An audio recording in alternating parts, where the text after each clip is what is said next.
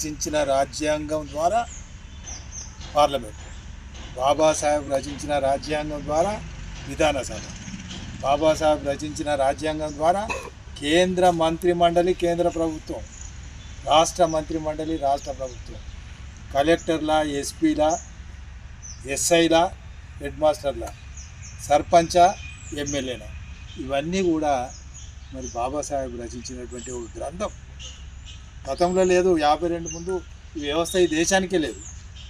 మరి ఒక కొత్త పద్ధతిలో మనం రాజ్యాంగం ఏర్పరచుకొని మొదటిసారి ఎన్నికలు జరిగినప్పుడు శాసనసభలు, పార్లమెంటు 52లో, 1952 అంటే మీరు అందరు పుట్టి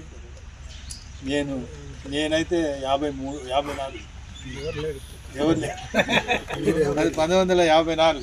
ఇప్పుడు నేను 70లో ఎంటర్ అయినా. అయితే ఈ మధ్య కాలంలో ఎన్నికలు జరిగినాయి, ఈ ఓటు వ్యవస్థ వచ్చింది, ఎమ్మెల్యేల ఎన్నిక, ఇవన్నీ వచ్చిన సందర్భంగా మన అనుభవం ఏంటిది, మనం ఏం చూడగలుగుతున్నాం? ఇంతకుముందే మిత్రులు చెప్పారు శ్రీనివాసరెడ్డి గారు, ప్రాంతీయ పార్టీల దేశాన్ని మోసం చేయగలుగుతుంది, ప్రాంతీయ పార్టీలు దోపిడీ చేయగలుగుతాయి, ప్రాంతీయ పార్టీలు ప్రజలను నమ్మిస్తాయి, అధికారం కొరకు అరచేతిలో స్వర్గాలను చూపెట్టగలిగిన శక్తి, యుక్తి ప్రాంతీయ పార్టీలకు ఉంది. మరి ఆ ప్రాంతీయ పార్టీలు ఈ మధ్య జరిగిన అనేక ఎన్నికలలో మీరు కూడా చూస్తున్నారు.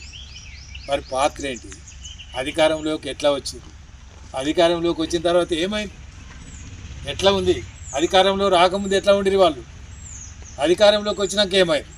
నేనైతే కొన్ని చూసినా, మీరు చూడలేదో చూసాను, ఎందుకంటే నాకంటే చిన్నవాళ్ళు ఎక్కువ ఉన్నారు ఇక్కడ.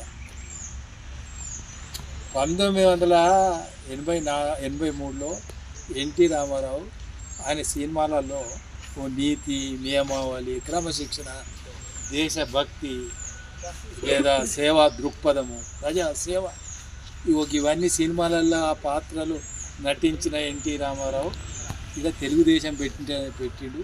తెలుగుదేశం పార్టీ పెట్టి ఆయన అధికారంలోకి వచ్చినప్పుడు చంద్రబాబు లేడు. చంద్రబాబు ఎన్టీఆర్ అల్లుడే, కానీ చంద్రబాబుతో లేడు. ఎక్కడున్నాడు? కాంగ్రెస్ ఉండే.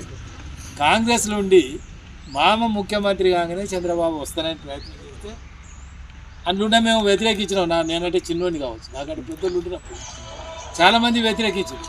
అరే నువ్వు అంత నీతి, నిజాయితీ, క్రమశిక్షణ, దేశభక్తి ఇవన్నీ చెప్పిన నీ అల్లుడిని తీసుకుంటే ఎట్లా అంటే ఎన్టీ రామారావు కూడా తీసుకోలేదు. కానీ ఆ ఇంట్లో భార్యను, అత్తను, బామ్మను పట్టుకొని బతిలాడి రానే వచ్చిండు. వచ్చినప్పుడు ఏమన్నారు చంద్రబాబు గురించి? ఆయనకున్నదంటే 2 ఎకరాలు. ఆయన భూస్వామి, చిత్తూరు జిల్లాలో 2 ఎకరాలు. 2 ఎకరాలు ఆయనే మామ స్థాపించిన ప్రాంతీయ పార్టీలో ప్రవేశించి చంద్రబాబు ఏమైంది? ఇప్పుడు ఎక్కడిది శక్తి? ఇది మోసం ఎక్కడిది? లేదా ఆయన శక్తియుక్తులు, ఆయన మేధా సంపత్తి దేశ ప్రజలకు, రాష్ట్ర ప్రజలకు పంచి ఆయన ఏమైండు? కళ్ళారా చూసినాం, నేను చూసినా.